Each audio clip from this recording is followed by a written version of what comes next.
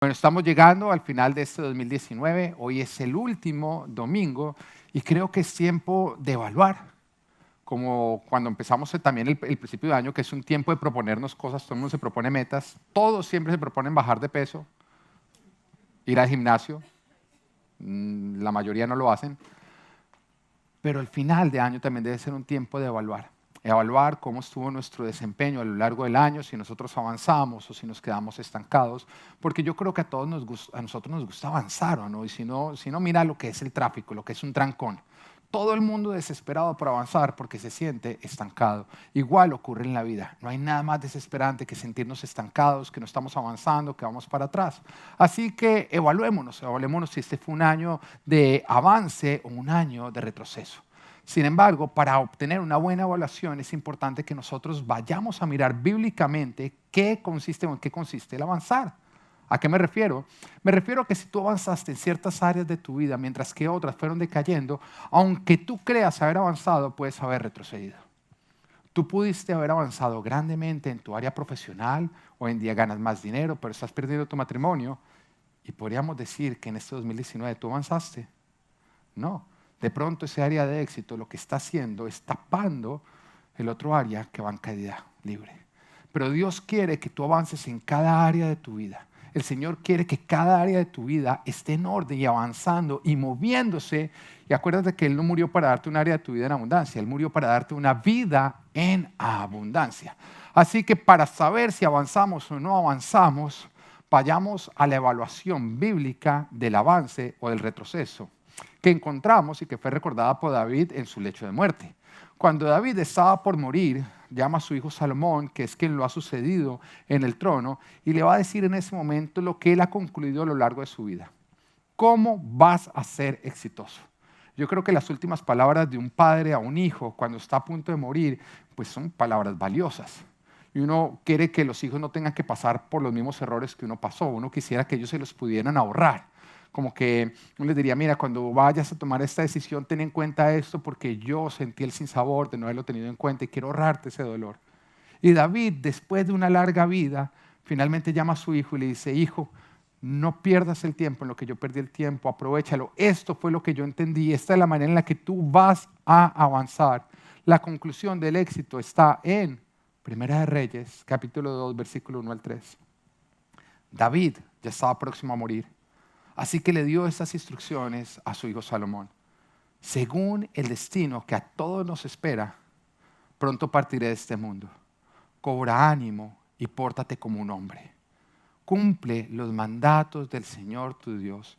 Sigue sus sendas y obedece sus decretos, mandamientos, leyes y preceptos, los cuales están escritos en la ley de Moisés. Así prosperarás en todo lo que hagas y por donde quiera que vayas. David le está diciendo al rey Salomón, mira, si quieres avanzar en cada área de tu vida, es muy sencillo. Cada vez que tú oigas una instrucción, un mandamiento, un consejo, una palabra que viene de parte de Dios, ponla en práctica. Enfócate en escuchar y obedecer todo lo que Dios está diciendo.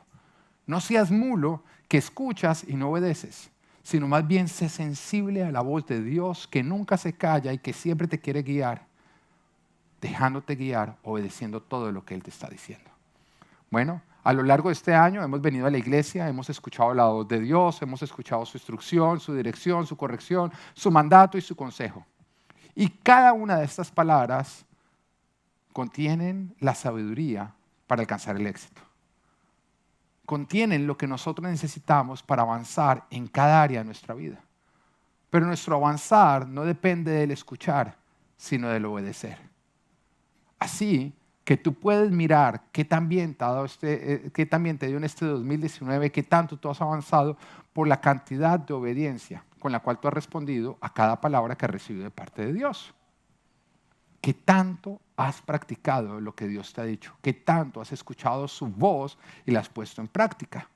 Porque el resultado de esto dirá qué tan exitoso tú has sido en este año.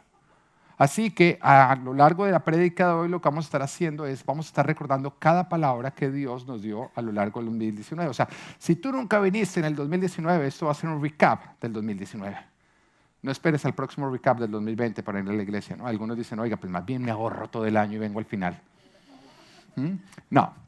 Hoy vamos a estar haciendo un resumen de todo lo que hemos venido hablando y cada uno de ustedes debe ir escuchando y evaluando si lo obedecieron o no lo obedecieron, si lo pusieron en práctica o no lo pusieron en práctica. Amén. Entonces el título de hoy es Recap 2019. Y vamos a arrancar recordando la palabra que Dios nos dio para este año 2019. ¿Por qué? Porque Dios siempre al inicio de cada año en Full Life nos da una palabra. La palabra que Dios nos da, la verdad, es que es muy precisa. Logramos ver cómo a lo largo del año esa palabra empieza a hacerse verdad, una realidad, no solamente en la iglesia, sino en cada uno de nosotros en particular. Yo recuerdo hace unos años atrás que nosotros no teníamos bebés en la iglesia. La gente no quedaba embarazada, varios estábamos pasando por infertilidad, simplemente no había bebés. Y el Señor nos habló al principio, arrancando el año, y dijo, este va a ser el año de la expansión. De pronto no entendíamos a qué se refería el Señor con el año de la expansión, pero a medida que fue avanzando el año lo fuimos entendiendo, porque cada semana quedaba una mujer embarazada en esta iglesia. Pero si usted no quería quedar embarazada, no abrace a nadie, porque con un abrazo era suficiente. Empezaron constantemente quedando embarazadas. Entonces nos enfrentamos al problema de que teníamos estacionamiento de sobra allá afuera, pero acá no había cómo parquear todos los coches. Empezó a haber un trancón de coches. Ahí nos tocó empezar a pensar en un cuarto para madres lactantes. Fue cuando hubo todos los planes de abrir el daycare y traer esa solución porque la iglesia estaba pasando por unas necesidades que el Señor había anunciado en la palabra que nos daba. Bueno, para el 2019 el Señor nos dijo que era el año de entrar en lo nuevo. Pero ¿qué significaba entrar en lo nuevo? Que es el punto número 1 de nuestra prédica. Bueno, Dios el año anterior había dicho que era un año de anunciamiento, donde Él iba a dar promesas, donde iba a aclarar direcciones, donde nos iba a dar visión. Pero en el 2019 era un año de nosotros entrar a lo que Él había anunciado, de recibir sus promesas, de recibir lo anteriormente declarado por Él. Un año de cumplimiento de promesas de Dios. Pero como era un año de cumplimiento de promesas, Dios nos empezó preparando, recordándonos que toda promesa tiene una condición. Toda promesa de Dios tiene una condición. Dios te promete algo, pero al mismo tiempo que te lo está prometiendo, te está diciendo qué parte tú debes cumplir para que la parte de Él se cumpla. Dios jamás deja de cumplir sus promesas cuando nosotros cumplimos la condición de esas promesas. Así que si una promesa de Dios no se ha cumplido en tu vida, es importante que tú analices si tú vienes obedeciendo o si tú vienes en desobediencia. Porque es el obedecer las instrucciones de Dios lo que permite que Él desate sus promesas. Y Juan capítulo 15, versículo 7 nos dice, si permanecen en mí y mis palabras permanecen en ustedes, pidan lo que quieran y se les concederá. Hay algunos que el versículo nada más se lo aprendieron de la mitad para el final, ¿no? Dicen, Señor, tú dices que pidamos lo que queramos y tú nos lo vas a conceder. Eso no es lo que dice la palabra. La palabra nos llama a nosotros a permanecer en Él y a que sus palabras permanezcan en nosotros. Y todo eso se traduce en obediencia. Para recibir las promesas de Dios es importante que nosotros enderecemos nuestras sendas, para que nosotros dejemos toda actitud desobediente y entremos en una obediencia a Dios. ¿Cómo se entra en una obediencia a Dios? Se llama arrepentimiento. Arrepentimiento es dejar de desobedecer para entrar en una obediencia, alinearnos con Dios. Ahora, el arrepentimiento no es algo que simplemente ocurre porque nosotros decimos, ok, no lo voy a hacer más, voy a hacer lo contrario. No, así es que entramos en ciclos repetitivos. ¿Cuántas veces tú no has estado en un pecado que tú intentas dejar, logras dejar por un tiempo, pero vuelves a caer otra vez en el pecado y como que te la pasas dando ciclos y ciclos y ciclos y ciclos? Es como que lo practicas, lo dejas, lo practicas, lo dejas y así empieza a girar en lo mismo. Para que se rompan los ciclos repetitivos, es importante que nosotros sigamos el orden bíblico que el Señor nos da de arrepentimiento, que consiste en 4 pasos. Todo esto nos lo hablaba el Señor. ¿Qué tanto tú lo has puesto en práctica? Paso número 1. Para romper el ciclo, lo primero que tienes que hacer es confesar tu pecado de manera completa y sincera. Pecado no confesado es pecado que no ha terminado. Cuando tú dices, bueno, no lo vuelvo a hacer, pero no le voy a confesar a nadie, lastimosamente tú entras en ciclos. Pero también logramos experimentar la verdad bíblica que cuando una persona va y confiesa su pecado, muchas veces ya es el fin. No vuelve a ocurrir. Yo he tenido hombres que vienen a mí y me dicen, pastor, mire, yo le quiero confesar algo, yo nunca le he confesado a nadie, pero yo estoy desde hace 2 años en pornografía y no la puedo dejar. Y con solo confesarlo, después me los encuentro y me dicen, pastor, algo ocurrió ese día. El día que yo le hablé, es como si eso hubiera dejado de tener como control sobre mi vida. La confesión es el primer paso para salir de una esclavitud, para vencer la esclavitud del pecado. El punto número 2 es, una vez que tú ya lo has confesado de manera completa y sincera, sin tapar ningún detalle, deja tu pecado. Deja tu pecado. La tercera parte es, ten una actitud humilde y un espíritu quebrantado. La persona que no tiene una actitud humilde, sino siempre se está justificando y está culpando a otros, esa continúa el mismo ciclo. Y por último, disfruta de la confianza, de la seguridad, del perdón y la restauración de Dios. Cuando tú confiesas tu pecado, lo dejas y tienes una actitud humilde, tú vas a poder disfrutar del perdón de Dios. Vas a poderlo vivir, vas a poderlo sentir. También Dios nos recordaba que el único camino de la exaltación, ahora, ¿quién quiere acá ser exaltado? Estoy hablando de ser exaltado, por ejemplo, en tu área profesional, ser exaltado en cualquier área de tu vida. Yo creo que todos queremos. Ser exaltado es avanzar hacia arriba y no es malo, porque la Biblia a nosotros no nos dice que es malo ser exaltado, nos dice cómo realmente vivir una exaltación. Y nos dice que el único camino hacia la exaltación es la humillación. Que aquel que se exalta a sí mismo será humillado, pero el que se humilla, Dios mismo será quien lo exalta. El que se anda exaltando recibirá la humillación de la que está tratando de huir. Pero el que se humilla a sí mismo recibirá la exaltación, no que persigue, sino que lo perseguirá a él. Tú humíllate ante Dios y permite que sea Dios quien te exalte. Dios también nos hablaba de cómo nosotros aprobar nuestros desiertos. ¡Wow! Los desiertos a veces pueden ser difíciles, ¿o no? Esas temporadas por las cuales nosotros pasamos, que son tiempos de prueba, donde Dios parece estar lejano y el diablo parece estar muy, pero muy cerca, donde no vivimos en una abundancia, sino solamente en una escasez, con una provisión del día al día, donde nosotros miramos hacia el horizonte y no vemos dónde pueda terminar el mal que nosotros estamos experimentando. Bueno, todos nosotros pasamos por desiertos. No se llega a una tierra prometida sin haber aprobado un desierto. El desierto es parte del caminar cristiano. Sin embargo, Dios no lo tiene planeado como un destino, sino como una temporada de preparación, como un test, que si tú lo apruebas, pues vas a poder disfrutar de las promesas que Él tiene para ti. El propósito del desierto es hacer evidente en nosotros lo que sin desierto nosotros ocultaríamos. El desierto pone en evidencia nuestro corazón. No hay tierra prometida sin aprobar el desierto. Entonces, ¿cómo puedo hacer yo para aprobar mis desiertos? El Señor nos habla de 3 cosas que tú debes hacer cuando estés pasando por estos tiempos de prueba, por estas dificultades. Y nos dice, punto número 1, depende enteramente de Dios. Aunque Dios parezca estar distante y el diablo parezca estar muy cerca, depende de Dios. Jesús en el desierto pasó por tiempo de hambre. Dios Padre parecía haberse olvidado de él y el diablo estaba ahí hablándole constantemente a su oído. Y el diablo llega y le dice, mire, muy sencillo, convierta las piedras en pan. Soluciónelo usted solo. Pero Jesús en ese momento dice, no solamente de pan vivirá el hombre, sino de toda palabra que sale de la boca de Dios. En otras palabras, yo no voy a depender de mi capacidad, sino que voy a depender de Dios. Lo segundo que debemos hacer en tiempo de desierto es adorar a Dios. Ahora, adorar no necesariamente es las canciones que nosotros cantamos, porque adorar significa amar por encima de todo lo demás. Amar al máximo, al extremo.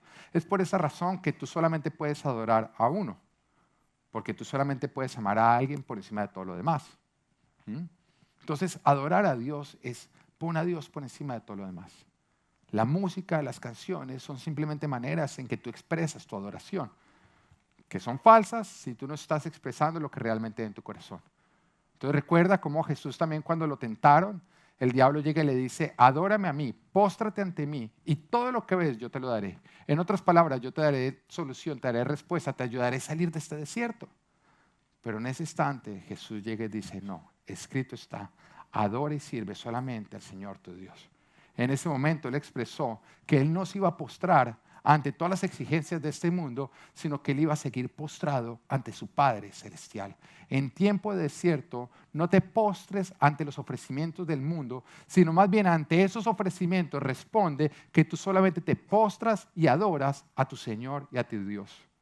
Y por último, teme a Dios. En tiempo de desierto, teme a Dios. Y el temor a Dios es no perderle la reverencia a Él. Es comportarnos de una manera en la cual nosotros estemos expresando constantemente que a Él se le obedece, a Él se le respeta, se vive para Él. Haz esas tres cosas y aprueba tus desiertos. Y lo bueno es que después del desierto siempre vendrá una tierra prometida. Amén.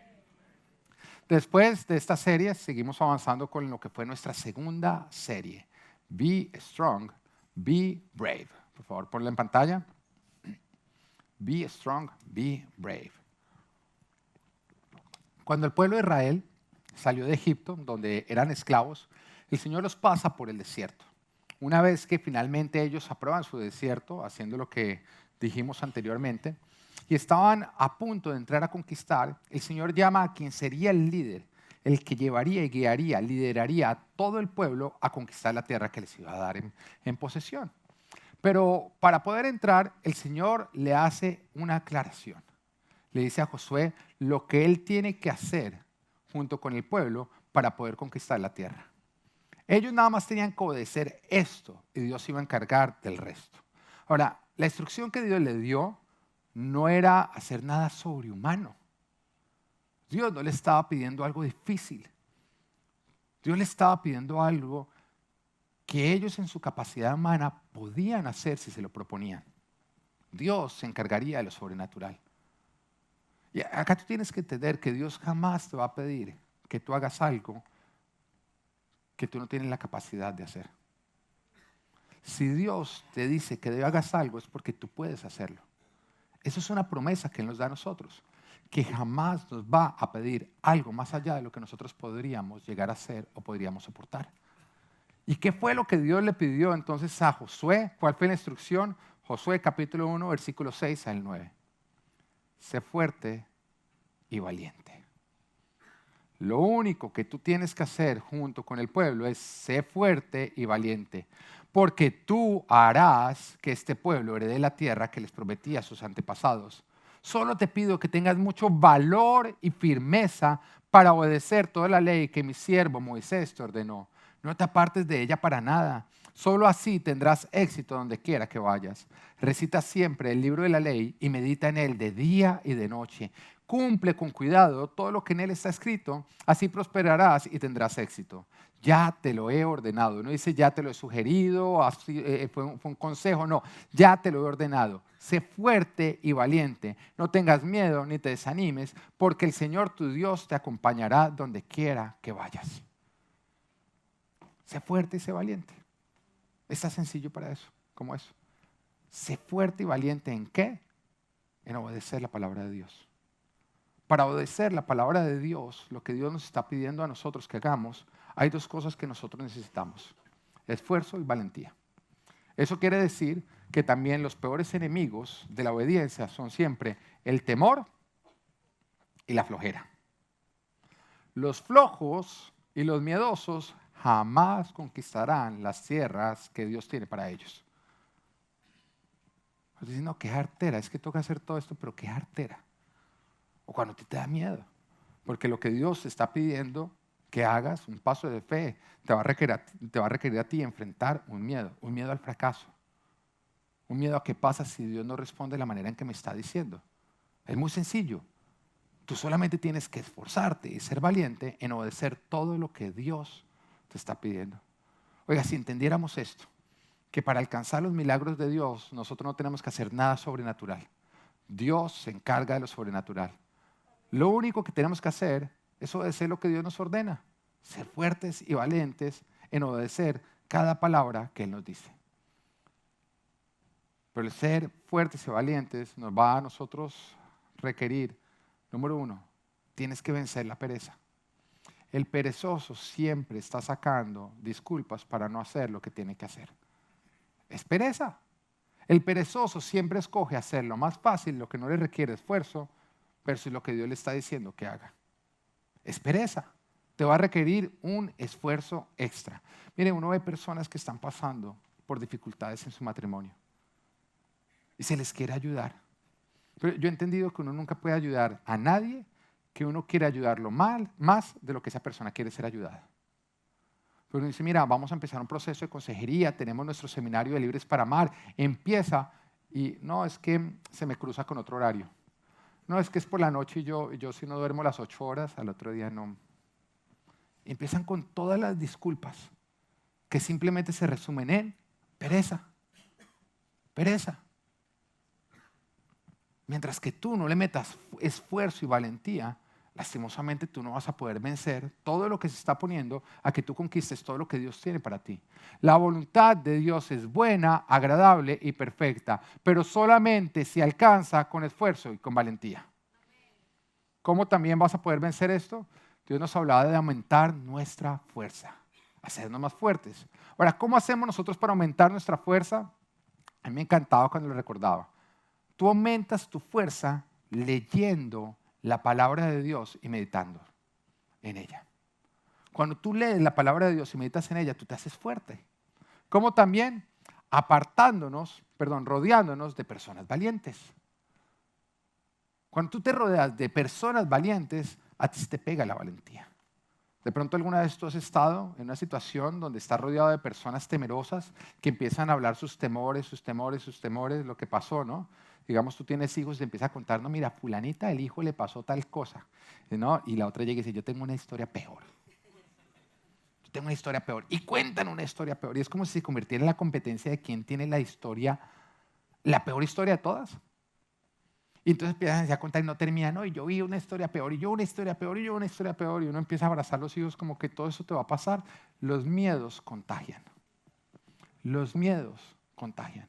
Si tú estás por arrancar una empresa y te rodeas de personas que tienen miedo de arrancar empresa, que están llenos de historias de cómo los que intentaron fracasaron y les fue peor, tú nunca lo vas a lograr hacer.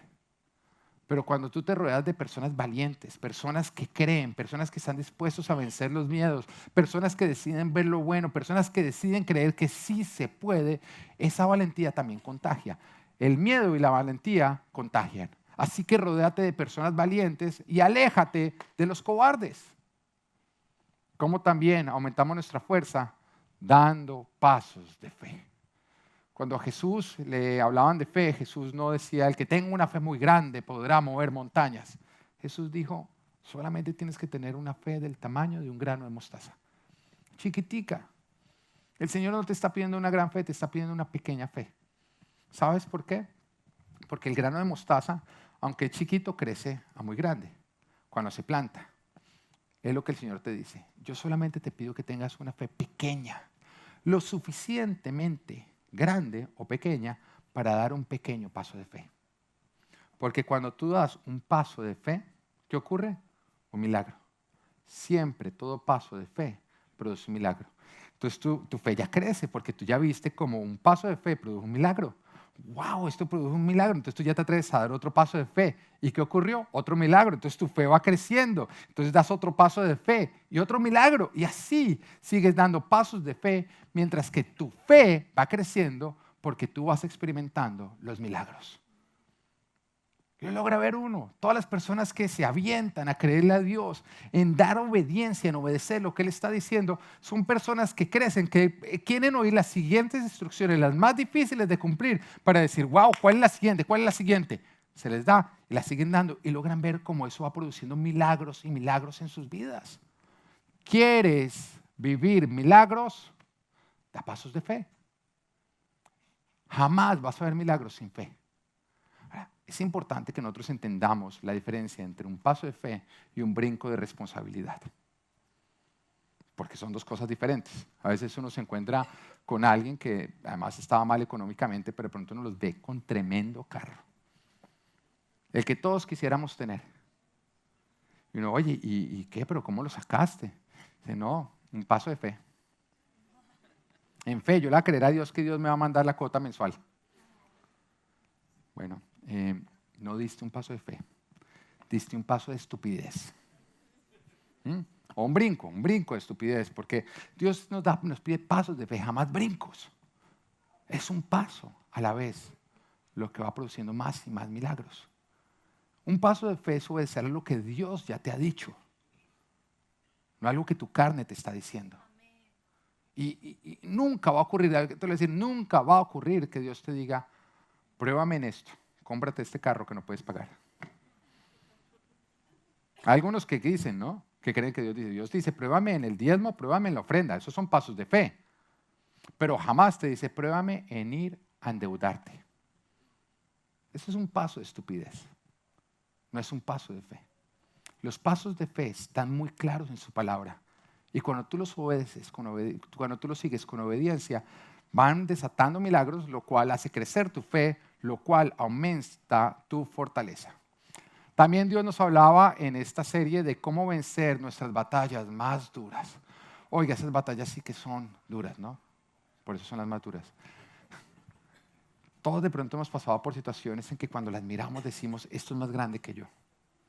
Yo no sé si yo pueda superarlo. Y esas son batallas bien duras y ninguno de nosotros está exento de tener que pasar por ellas. Pero el Señor dice, para pasar y superar y vencer las batallas más duras, lo primero que tienes que hacer es poner tu mirada en la esperanza. ¿Por qué es importante poner la mirada en la esperanza? Muy sencillo. Porque cuando tú pierdes la esperanza, tú te deprimes. La depresión es perder la esperanza. Es mirar hacia el frente y decir, esto que estoy viviendo no tiene fin. No hay manera de salir de acá. Y lastimosamente cuando eso ocurre, tú te deprimes y tú dejas de luchar, te rindes y vas a perder. Entonces lo primero que Dios te dice a ti es, si estás pasando por un tiempo difícil, levanta tu mirada y ponla en la esperanza. La esperanza es tener la certeza de que aquello que estás viviendo tiene un fin, de que todo obra para el bien de los que aman a Dios, que lo que estás viviendo difícil es una temporada, no es un destino y que va a pasar. Poner tu mirada en la esperanza es creer que Dios está contigo, que los valles de muerte jamás serán destinos, sino simplemente lugares por los cuales pasas que te dejarán grandes enseñanzas y grandes galardones. Poner tu mirada en la esperanza es lo primero que tienes que hacer. Por eso el enemigo quiere poner tu mirada simplemente en la oscuridad, para que tú creas que no vale la pena seguir batallando, que te des por vencido. ¿Qué más tienes que hacer para vencer tus batallas más duras? Dice, apartándonos de las voces incorrectas y rodeándonos de las personas correctas. Apartándonos de las voces incorrectas y rodeándonos de las voces correctas. Hay voces que Dios va a usar para darnos a nosotros dirección. Y es importante que nosotros las identifiquemos, pero si tú estás pasando por un momento difícil en tu matrimonio y las personas de las que te estás rodeando, desde tu tía que va por 8 divorcios, tu mamá que va por 10, bienvenida al club de las divorciadas. Porque aunque tu mamá y tu tía te aman mucho, ellas no saben construir un matrimonio, saben cómo divorciarse. Y te van a decir, no se vaya a dejar porque yo con mis 8 esposos aprendí a no dejarme. Y por eso me dejaron. Si tú estás pasando por una situación financiera difícil y viene tu amigo que tiene más endeudado, hasta te dé plata a ti. Si te pagara, tú saldrías del problema económico. Y llega y te dice, mire, yo le voy a decir a usted cómo tiene que manejar sus finanzas. ¿Tú lo oirías? Pero ¿por qué andamos oyendo y escuchando consejo en aquellos que están fracasando, en aquello que nosotros no queremos fracasar? Rodéate de las personas correctas.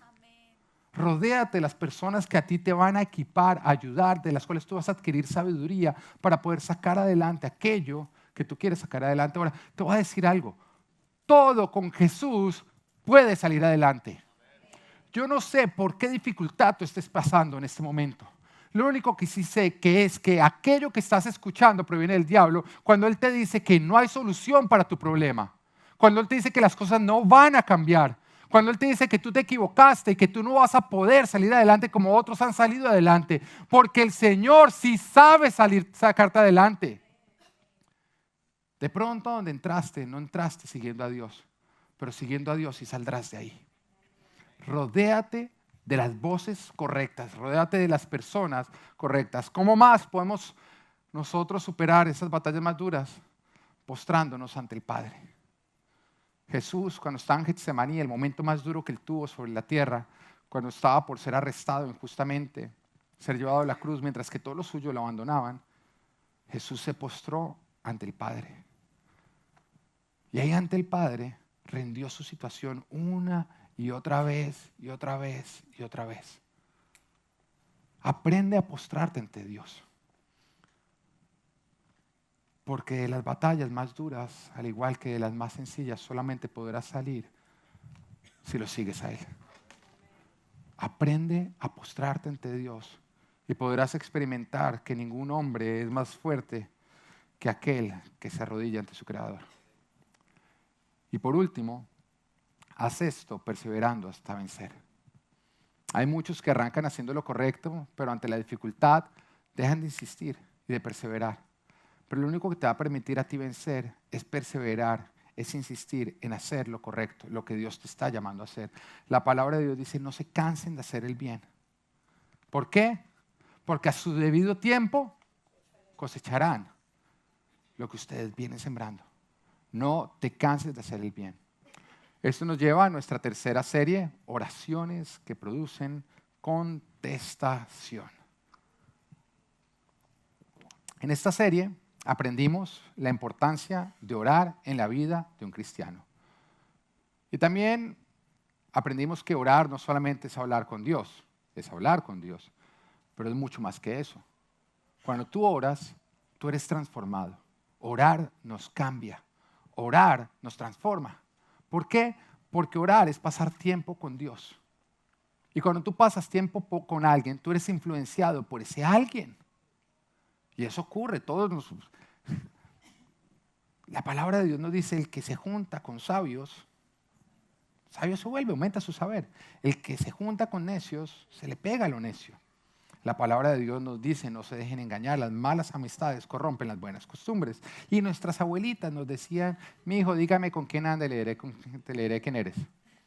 La influencia ocurre y ocurre sin que nos demos cuenta. Eso es como cuando tú te metes al mar y estás un ratico ahí en el mar hablando y de pronto te vas a salir y ves que alguien te movió tu toalla y el edificio que la estaba marcando. Pero tú no te diste cuenta cuando te movió la toalla y el edificio y todo lo demás. Bueno, la influencia es algo que te empieza a mover a ti y a transformar a ti si tú sí quieres ser consciente. Cuando tú pasas tiempo con Dios y lo haces cuando estás orando, aun si tú ser consciente, eso empieza a cambiarte y a transformarte. Y al igual como sin proponértelo, de pronto tú empiezas a vestirte igual que los amigos con los que pasas mucho tiempo, o te empieza a gustar la misma música, o empiezas a hablar parecido, o empiezas a hablar el mismo humor. Lo mismo nos ocurre cuando nosotros oramos. Sin darnos cuenta nos empezamos a parecer más y más a nuestro Padre Celestial. Empezamos a ser influenciados por Él, transformados por Él. Orar también nos ayuda a cambiar situaciones. Hay varios versículos bíblicos que nos dejan ver a nosotros que existen ventanas de oración. ¿Qué son las ventanas de oración? Son momentos, son tiempos que si son bien aprovechados van a ser determinantes en el desenlace de situaciones. ¿Qué quiere esto decir? Que cuando una persona está enferma, oramos por su sanidad, ¿eso puede cambiar o puede ser determinante en el desenlace de esa enfermedad? Sí, la Biblia está llena de esos instantes o de esos ejemplos. Pero también nos muestra cómo si dejamos pasar los tiempos, esas ventanas sin orar, pues lastimosamente nuestra voz, o dejamos de aprovechar algo a lo que el Señor nos invita a hacer. El Señor dice, oren sin cesar, pidan y se les dará. Él es Dios, pero la oración nuestra puede ser determinante en el desenlace de las situaciones.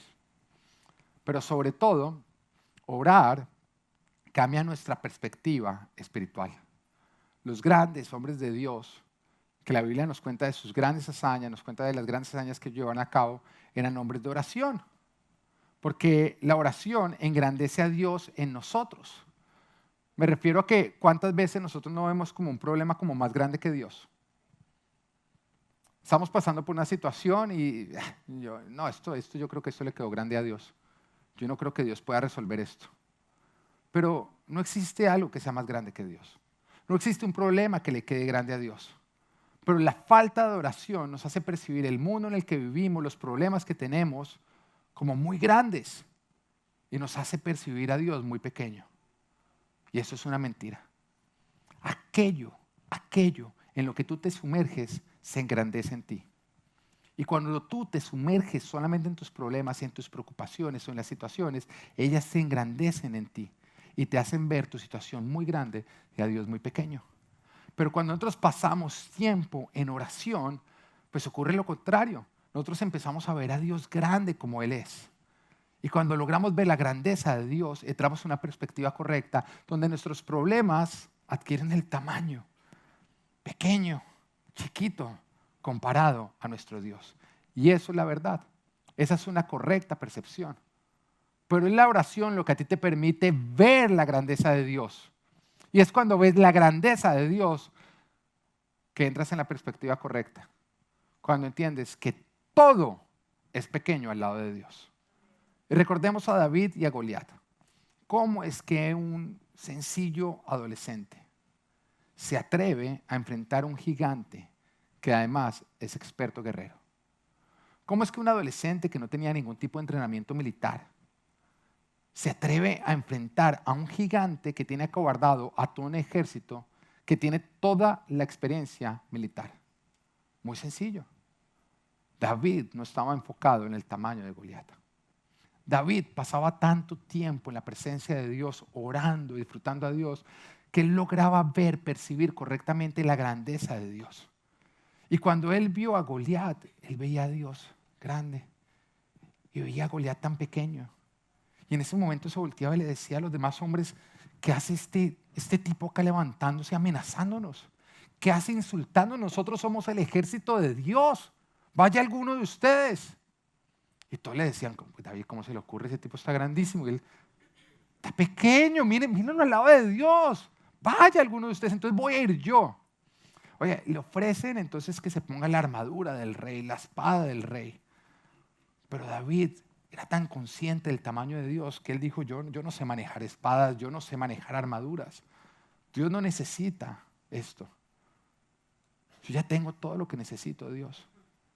Y simplemente cogió 5 piedras y una honda. Oiga, ¿cuántas piedras necesitó? Una de las 5. Las otras 4 simplemente hicieron bulto. Pero él veía la grandeza de Dios y lo pequeño de Goliat. Goliat podría venir contra él con una espada, con una javelina, con un escudero enfrente. Pero David pasaba tanto tiempo en oración que él lograba ver la grandeza de Dios. Orar engrandece a Dios dentro de tu mente. Te permite a ti ver la grandeza de Dios y en ese momento tú entiendes que no hay gigante, que no hay problema, que no hay situación, que no hay circunstancia que pueda contra ti. Ahora, ¿cómo oramos? Fue una pregunta que le hicieron a Jesucristo. Y Jesucristo nos responde a nosotros dándonos un modelo en Mateo capítulo 6, versículo 9 al 13. Ahora, este modelo se conoce bien como el Padre Nuestro. Sin embargo, es un modelo, porque hay algunos que lo que hacen es repetirlo. Jesús no nos dio a nosotros un rezo, una repetición vana, porque Él mismo dice que no debemos orar haciendo repeticiones vanas. Nos da un modelo que involucra una oración que es perfecta y nos está diciendo: ustedes deben orar así. Padre nuestro que estás en el cielo, santificado sea tu nombre, venga tu reino, hágase tu voluntad en la tierra como en el cielo. Danos hoy nuestro pan cotidiano, perdona nuestras deudas como también nosotros hemos perdonado a nuestros deudores y no nos dejes caer en tentación, sino líbranos del maligno. Jesús nos está diciendo: cuando tú ores, hazlo recordando que a quien le estás hablando es a tu papá. Y que Él está escuchando ¿a quién? A un hijo.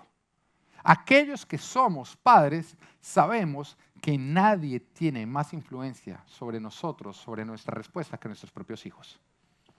Mejor dicho, si usted quiere algo de alguien y usted tiene acceso al hijo de esa persona, mande al hijo a pedirlo por usted.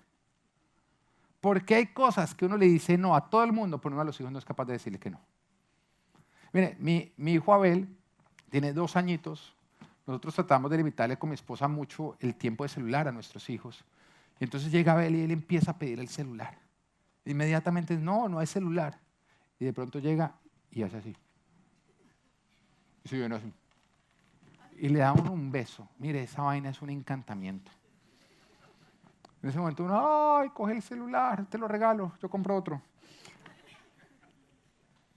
Lo que un hijo logra producir en un padre, lo que llega a mover el corazón de un padre, no se compara con nadie más.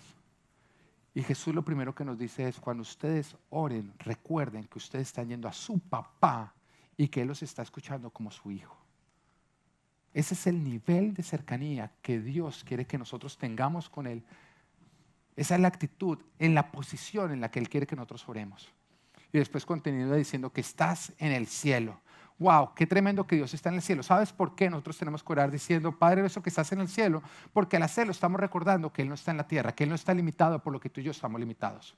Que Él no está limitado por espacio, por tiempo, ni por materia.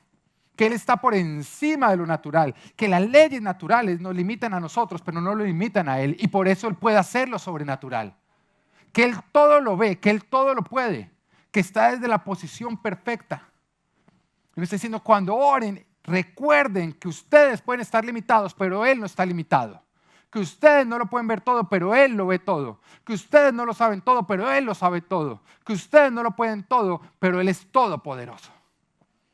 Después nos dice, santificado sea tu nombre. Y recordábamos que es a nuestro papá que le estamos hablando, pero también a nuestro Señor. Y que la actitud siempre tiene que ser con reverencia y con respeto. Después dice, venga tu reino. Esa es de la parte de la oración que más me gusta porque ahí estamos pidiendo su respaldo. Estamos pidiendo una intervención del cielo en la tierra. Estamos diciendo, Señor, vengan tus ejércitos sobre mi situación, sobre el enemigo, defiéndeme. Te lo voy a poner así en contexto. Te está molestando el diablo. Llega usted y le dice, espere, yo voy a llamar a mi papá.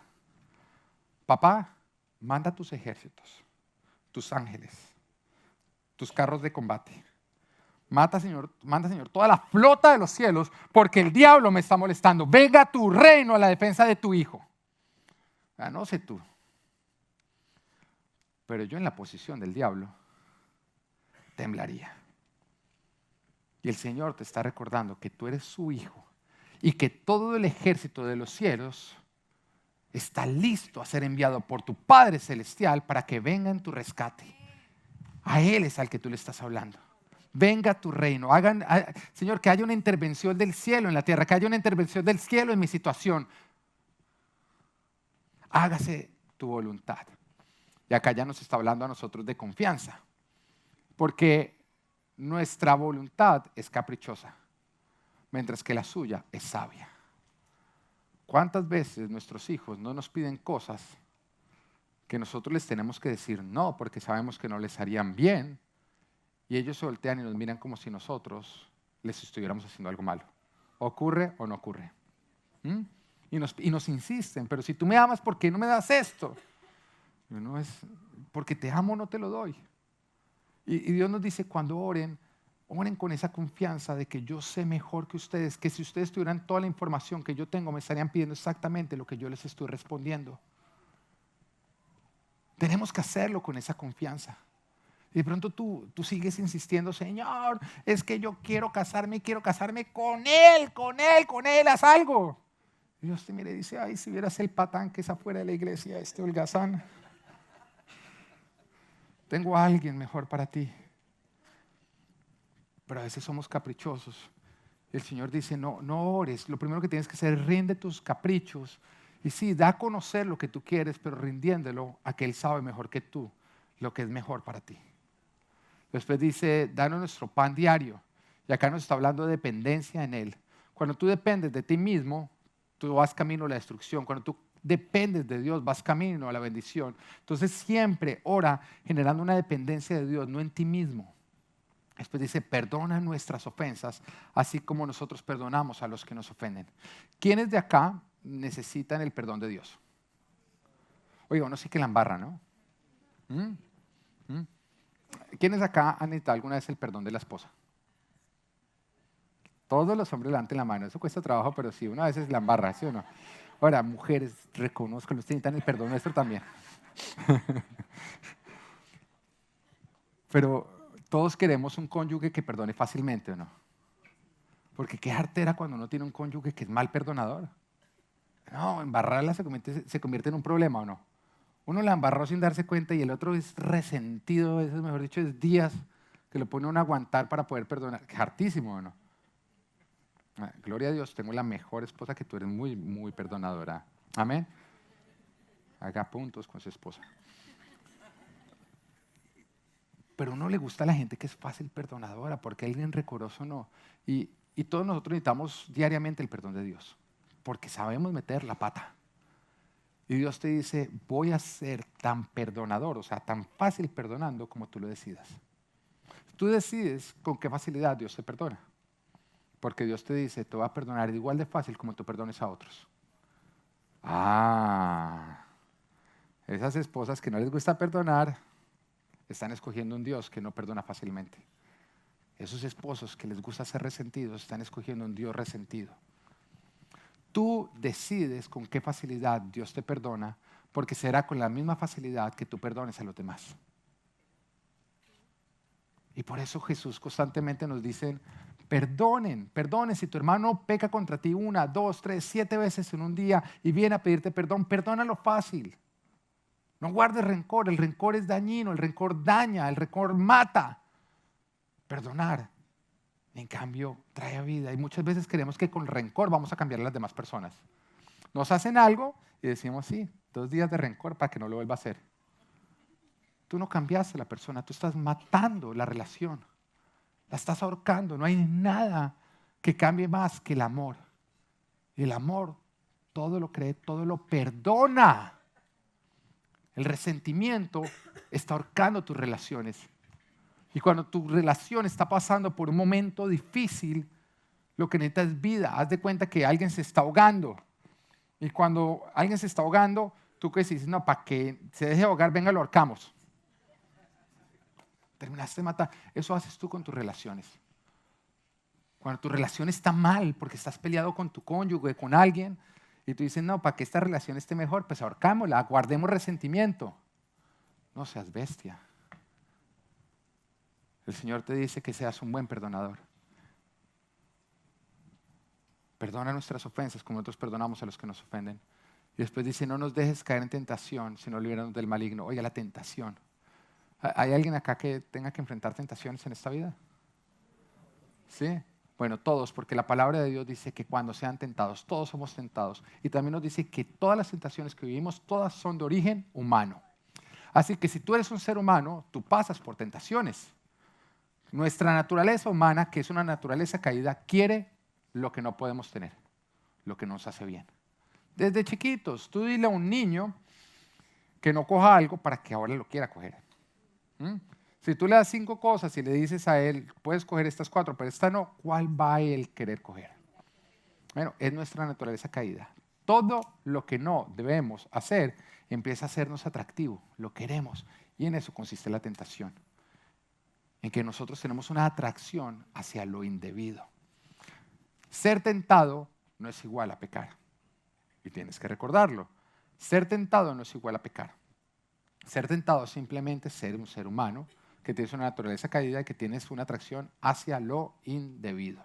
Y no está mal ser tentado. La palabra de Dios nos dice que Jesús fue tentado en todo, pero no pecó.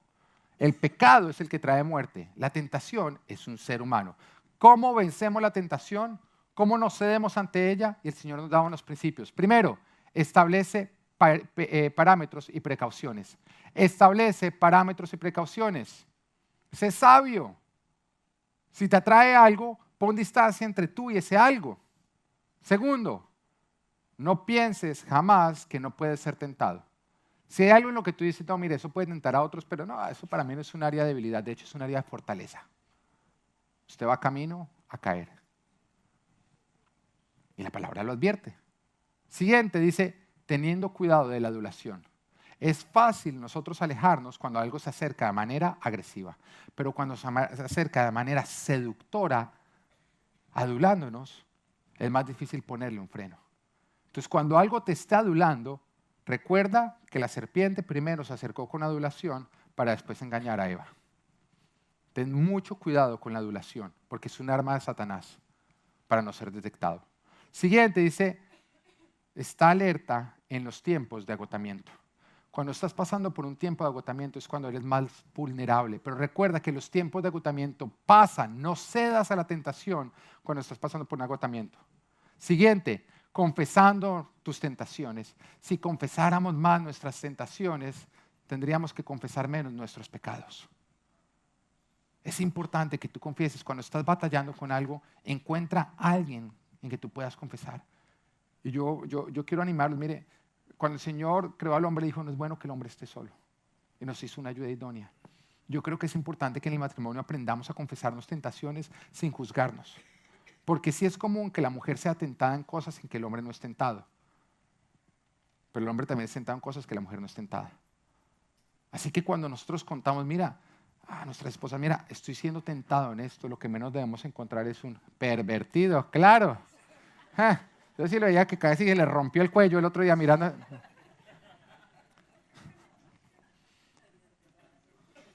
No, no juzgues a alguien porque es tentado en lo que tú no eres tentado. Porque tú también eres tentado en algo que ese alguien no es tentado. A nosotros no nos define ni nos descalifica aquello que nos tienta. Es aquello en lo que cedemos. Confesar una tentación es luchar para no caer. Entonces no juzgues a alguien porque te confiesa una tentación y aprende más bien a apoyar al que está pasando por una tentación. Haz una lista de lo que perderías si cedieras al pecado. Algo que yo hago y que yo animo a todos a tener es, a mí me gusta poner una foto de mi familia en el celular. Porque después de mi esposa, lo que yo más miro es el celular.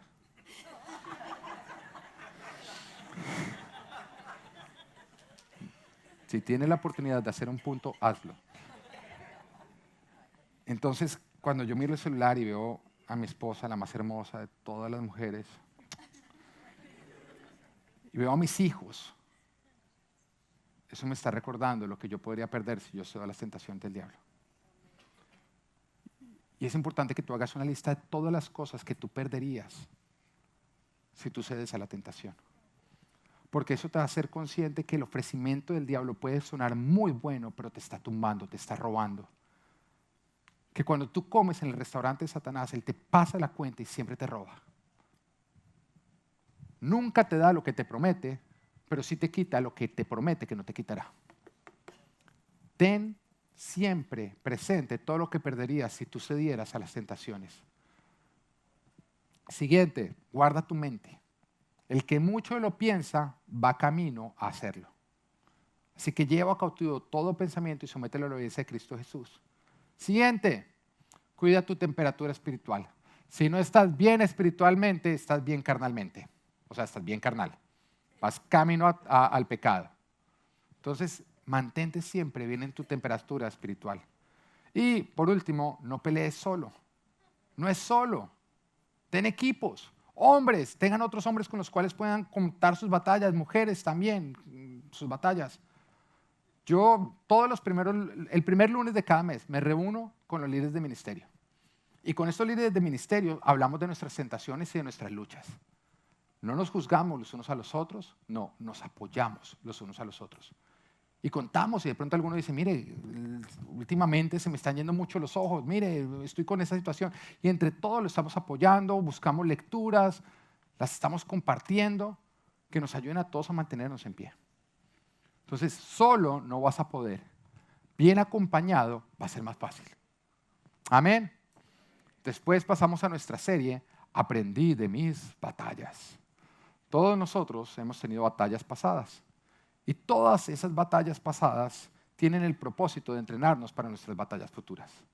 David tuvo que luchar con osos y leones para estar listo cuando tuviera que enfrentar a Goliat. Los osos y leones que estás peleando hoy son justamente los que Dios está utilizando para convertirte en un aniquilador de gigantes. Ahora, no sé cuáles hayan sido tus batallas pasadas. De pronto no sé cuáles son tus batallas presentes.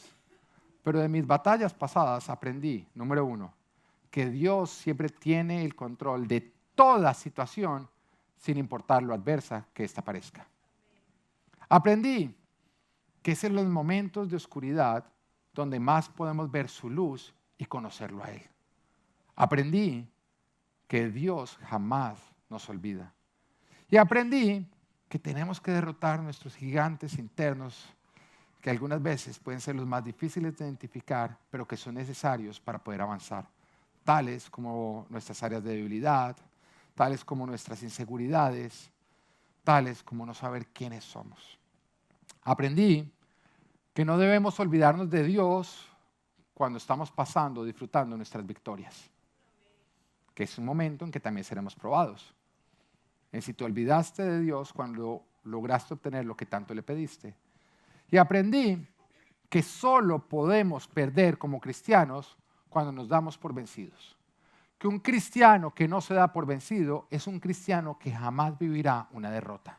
Que cuando tú le dices a Satanás, ya no puedo, no más, me doy por vencido, Satanás dice, gracias por dejarme ganar. Satanás no puede ganar sin tu ayuda. Satanás no te puede vencer sin tu ayuda. Satanás no te puede robar sin tu ayuda. Es por eso que Él te engaña para que tú dejes de luchar. No sé por qué batalla estés pasando, pero sí sé que estás escuchando una voz que te quiere convencer de rendirte, de no luchar más. Esa voz es la de Satanás, porque él sabe que la única manera en que te puede vencer es si tú obedeces esta voz que él te está diciendo. Si tú le crees que no vale la pena batallar, porque el Señor te dice que tú todo lo puedes en Cristo que te fortalece. Amén. Después de esto pasamos a nuestra serie Fructífero.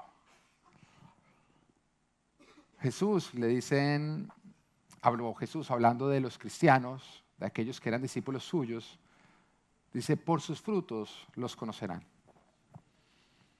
Y con esto nos estaba diciendo que nosotros no identificamos a un cristiano porque va a una iglesia cristiana, no. De la misma manera como el vivir en el garaje de tu casa no te convierte en un carro, venir a la iglesia no te hace un cristiano. No es el lugar donde tú estás.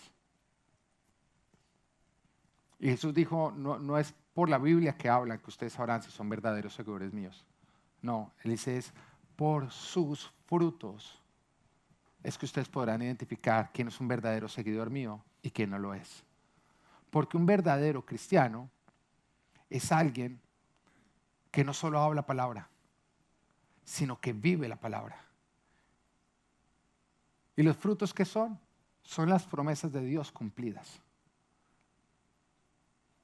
Algo que se produce como cosecha porque se hizo una siembra. La palabra de Dios es una semilla. Es una semilla que para poder producir fruto tú la tienes que sembrar. ¿Cómo se siembra? Obedeciéndola. Y cuando tú la obedeces, trae como resultado lo que promete Dios, una cosecha. Entonces Dios nos dice, no es por la cantidad de Biblia que ellos hablan, que ustedes sabrán si son verdaderos seguidores míos. Miren sus cosechas, porque son sus cosechas las que evidenciarán si la persona fue obediente a mi palabra. Y si Jesús es tu Señor, quiere decir que tú obedeces a Jesús. Y si tú obedeces a Jesús, quiere decir que las promesas de Dios son cosechas que se logran ver en tu vida. Tú puedes engañar a otros con lo que estás sembrando, pero siempre tus cosechas te delatarán, porque cada uno cosecha lo que siembra. Y Jesús lo dijo, miren las cosechas. Por las cosechas ustedes podrán saber si realmente yo soy su Señor o no soy su Señor. Es la obediencia la que evidencia quién es tu Señor. Cuando tú obedeces a Dios, tu vida dará fruto. ¿Qué es ese fruto? Las promesas de Dios se evidenciarán en ti. Otros la podrán ver. Y una persona que es obediente al Señor en todo lo que Dios dice, uno se ve las cosechas, cada día avanza más, cada día se ve más el fruto, las promesas de Dios cumplidas en él. Pero alguien que simplemente habla y no practica, pues es una persona que no se le ve ningún fruto, nunca hay un avance. Para que tú des fruto es importante que tú recibas la palabra, la atesores y la obedezcas. Que tú le creas a Dios. Porque si tú le crees saber que su voluntad es buena, es agradable, es perfecta, entonces fácilmente vas a obedecer. Pero el Señor también nos hablaba de algo muy importante, que es el plantarnos.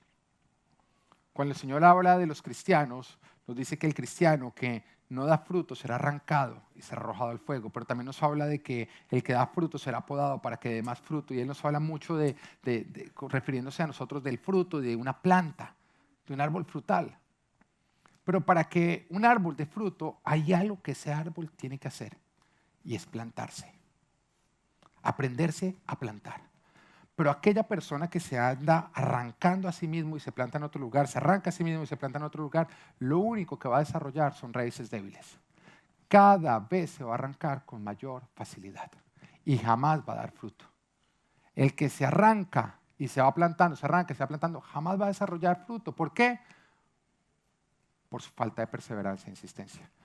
¿Dónde nos debemos plantar? Donde Dios te planta. Y quiere decir que si Dios te planta en un lugar, ¿quién es el único que te puede arrancar de ese lugar? Dios. Y eso solamente ocurre cuando tú has cumplido un propósito. Cuando se ve un propósito completamente cumplido. No cuando tú estás abandonando a causa de una dificultad. Ahora, ¿cuáles son las personas que normalmente siempre se arrancan del lugar donde Dios los pone? Aquellos que ante una dificultad abandonan y se van para otro lugar. Todos los ámbitos. Tu matrimonio. Estoy pasando por una dificultad, muy sencillo, me arranco, divorcio y arranco otra vez. Tú sabes que las estadísticas muestran que aquel que resuelve un problema matrimonial con divorcio, la siguiente vez que se case, es mucho más propenso a volverse a divorciar. Renunciar no es algo que tú haces, es un hábito que tú desarrollas. Cuando tú estás abandonando, cada vez vas a abandonar con mayor facilidad. Iglesia, tú solamente debes ser parte de Full Life si Dios te trajo a que fueras parte de Full Life. Pero si Dios te trajo a ser parte de Full Life, ¿quién es el único que te puede llevar a otro lugar? Dios. Y cuando tú dices, no, yo me voy a otro lugar porque es que un día el pastor me vio y no me saludó. Entonces tú nunca estuviste acá por Dios, estuviste por el pastor. ¿Por qué no superas esa dificultad o cualquiera? No puede ser que ese día el pastor estaba con 1000 cosas en la cabeza y no te vio. No, es que me voy de la iglesia porque él me sacó la lengua. Uno no está abandonando. ¿Sabes quién da fruto? Aquellas personas que se plantan donde Dios los pone y no importa el huracán que pase por encima de ellos, no importa la dificultad que tengan que enfrentar, no importa el conflicto que tengan que remendar, se mantienen ahí plantados hasta que aquello pasa y ellos permanecen. Jamás vas a dar fruto si eres de los que te andas arrancando ante la menor dificultad. Las dificultades no deben arrancarte, deben llevarte a desarrollar raíces fuertes. Porque es la única manera en que tú vas a poder dar fruto. Un fruto verdadero. Amén. Lo que nos lleva a nuestro último punto y lo que ha sido nuestra última serie. Live a full life. Desde años atrás, desde mi conversión cristiana y lo que pude vivir mis primeros años de cristianismo junto con mi esposa, logramos vivir algo que creemos que hacía falta en el pueblo cristiano. Y es que lastimosamente el pueblo cristiano no estaba practicando lo que estaba predicando. A lo que me refiero es que nosotros tenemos acceso a la verdadera sabiduría. A la sabiduría que produce vida, permanencia, eternidad, avance, prosperidad. Porque la palabra de Dios nos dice a nosotros cómo prosperar en cada área de nuestras vidas. Eso es algo que el mundo no tiene, pero es algo que tú y yo tenemos. Tenemos acceso a la verdadera sabiduría. Y la palabra de Dios nos dice a nosotros todo lo que nosotros necesitamos hacer para prosperar en todo en esta vida. Para que el mundo cada día produzca más divorcios, eso no es de extrañarnos. El mundo no tiene acceso a la sabiduría de cómo levantar, construir un matrimonio saludable. Pero que el pueblo cristiano cada día esté pasando por más divorcios. ¿Qué está pasando? Que el mundo esté levantando malos trabajadores que roben, que sean vagos, eso no es de extrañarnos. Este mundo no tiene acceso a la verdadera sabiduría. pero que esos malos trabajadores que roban y que son vagos sean cristianos, ¿qué está pasando? Nosotros tenemos acceso a la sabiduría de Dios. A lo que me refiero es que en nuestros primeros años de cristianismo pudimos ver una iglesia que era buena predicando la palabra, pero mala practicándola. Y ahí fue donde el Señor nos empapó de lo que tenía que ser la visión de Full Life. Y nos dijo: no quiero que sean una iglesia de personas que predican mi palabra pero no viven mi palabra. Quiero que sean una iglesia de discípulos, porque un discípulo está poniendo en práctica todo lo que su mentor, lo que su maestro le está enseñando.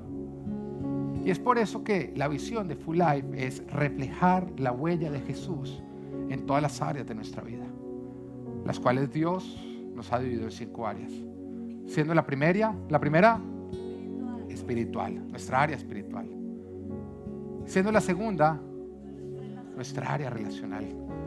Tenemos que reflejar la huella de Jesús en la forma como nos relacionamos con nuestra familia, con nuestro cónyuge, con nuestros hijos, con nuestros padres, con nuestras amistades, porque la palabra nos enseña a dar orden, a construir límites.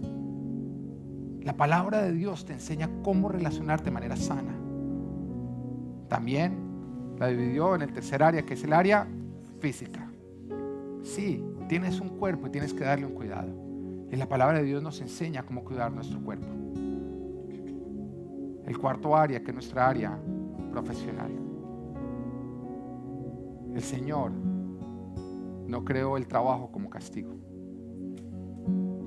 Y cada uno de nosotros debe trabajar, y el Señor nos enseña a cómo trabajar produciendo un gran fruto. El Señor quiere que tú crezcas económicamente, que tú avances profesionalmente.